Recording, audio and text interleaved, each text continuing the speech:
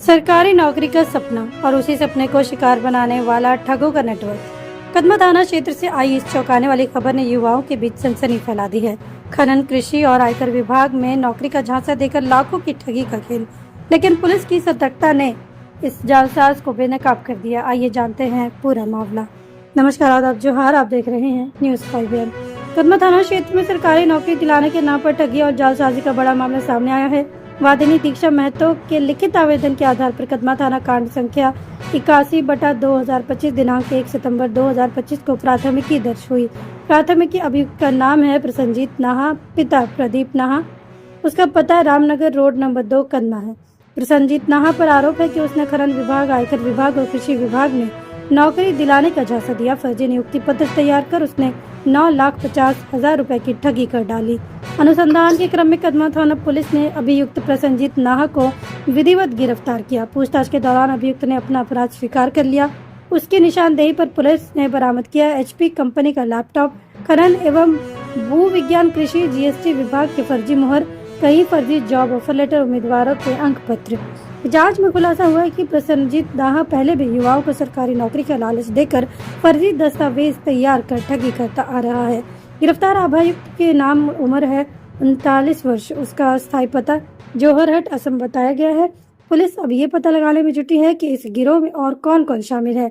ये कार्रवाई 1 सितंबर 2025 को एक बार फिर ऐसे फर्जी कदमा थाना पुलिस को एक आवेदन आया था जो वादिनी दीक्षा महतो के द्वारा दिया गया था।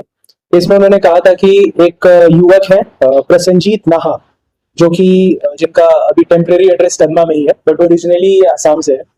इनके द्वारा फर्जी नियुक्ति पत्र बांट के कुछ लोगों को नौकरी देने का झांसा के चक्कर में पैसा लिया जाता था, जिसमें हमने और गहरा अनुसंधान किया। कदमा पुलिस में थाना प्रभारी के द्वारा इसमें कार्रवाई की गई और इसमें हमें पता चला कि ये एक युवक है प्रसन्नजीत नाहा। ये 39 वर्ष का है और कदमा में रहने वाला है। Originally he is from Jorhat, Assam.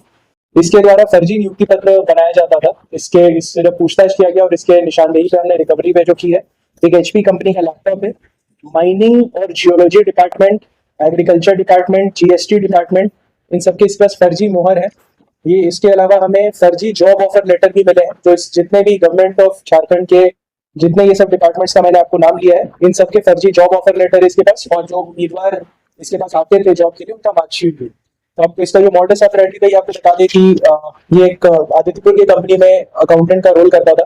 वहां पे कुछ लोगों को अपने झांसा में लेता था कि मेरे पास बहुत कॉन्टैक्ट्स हैं, मैं आपको सरकारी नौकरी दिलवा दूंगा। जो लोग अप्लाई करते थे उनका मार्कशीट लेता था। फिर गूगल के माध्यम से क्वेश्चन पेपर भी सेट करता था, एक फर्जी क्वेश्चन पेपर। उसी क्वेश्चन पेपर के बेसिस पर हम लोग को बोलता था कि आपका सिलेक्शन हो गया। इसमें जो हमारे पास साक्ष्य आए हैं, जिसमें से कुछ के फोटोज आपके साथ शेयर भी कर देंगे।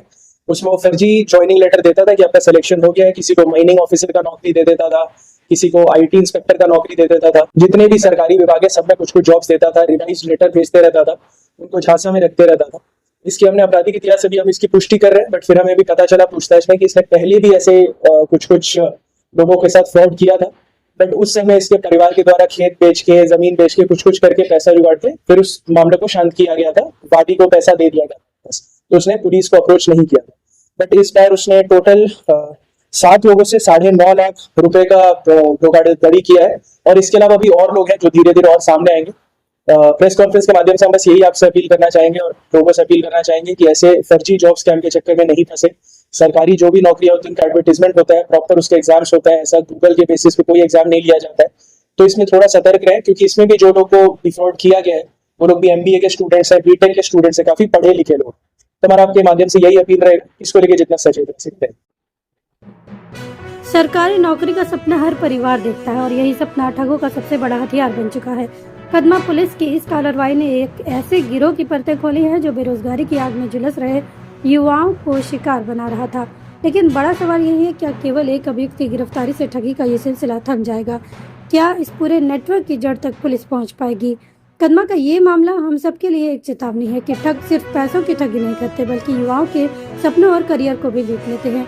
अब देखना होगा कि पुलिस की जांच कितनी गहराई तक जाती है और इस पूरे गिरोह में अब कौन कौन शामिल निकलते हैं। लेकिन सवाल ये भी है कि बेरोजगारी और अवसरों की कमी का फायदा कब तक ऐसे अपराधी उठाते रहेंगे? जवाब हमें ही ढूंढना होगा, जागरूक बनकर, सही जानकारी हासिल करके और समाज में चेतना फैलाकर। क्योंकि अगर हम सतर्क रहेंगे तो कोई ठग हमारे सपनों को अपनी जालसाजी का शिकार नहीं बना पाएगा।